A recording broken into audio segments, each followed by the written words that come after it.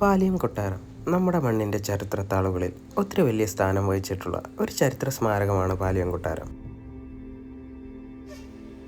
North Paravur ചേന്നമംഗലത്താണ് ഈ കൊട്ടാരം സ്ഥിതി ചെയ്യുന്നത്. 450 വർഷം പഴക്കമുള്ള ഈ കൊട്ടാരം ഇന്നൊരു ട്രസ്റ്റാണ് ഏറ്റെടുത്ത് നടത്തുന്നത്.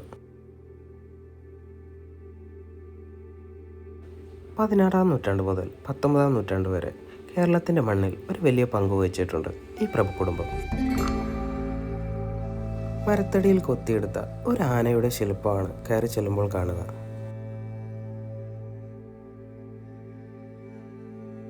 ചിത്രപ്പണികളോട് കൂടിയ കൽത്തൂണുകളാണ് കൊട്ടാരത്തെ താങ്ങി നിർത്തിയേക്കുന്നത്.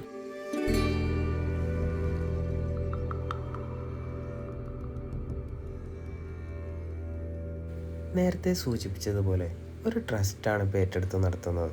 അതിനാൽ തന്നെ ക്യാമറ അകത്തേക്ക് അലൗഡ് അല്ല.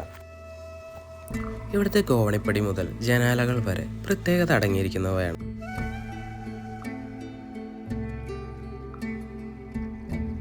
പാലിയത്തച്ഛൻ കൊച്ചി രാജഭരണത്തിൽ പ്രധാനമന്ത്രി പദം അലങ്കരിച്ചിരുന്ന ഒരു സ്ഥാനപ്പേരാണ് പാലിയത്തച്ഛൻ.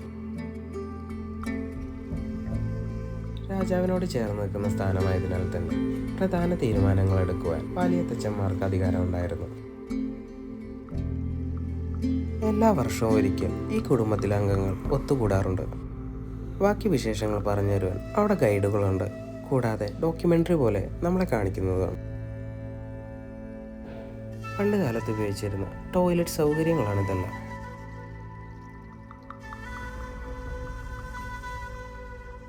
ഈ സെയിം ടിക്കറ്റിൽ തന്നെ നമുക്കൊരു 4 കെട്ടും കൂടെ കാണാനുണ്ട്.